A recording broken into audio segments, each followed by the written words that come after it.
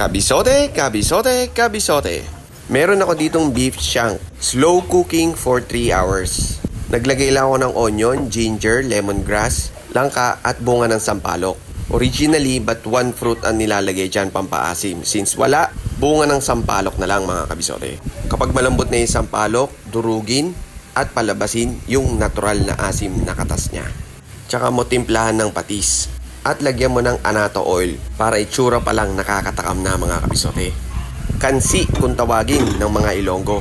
Di man authentic pero tingin ko papalag na yung lasa nito mga kabisote. Ito yung lagi kong kinakain doon sa karinderya nung nagtatrabaho pa ako sa Boardwalk, Guadalupe. Kaya kapag nakikita ko lagi ni nanay, sinasabi niya sa akin, "To, isang order sa imo." Kaya every other day inuulam ko to. O kaya dahil suki na ako ni nanay, binibigyan niya ako ng sabaw. Ang sarap talaga ng kansi.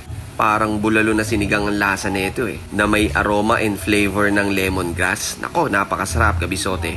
Tapos may patis at sili ka on the side. Nako! Namit gid! Sa mga kapatid nating Ilonggo dyan, maraming salamat po sa dish ninyo na itong kansi.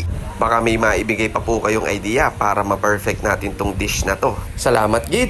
Oh, ano pang hinihintay mo kabisote? Tara! Kakain na!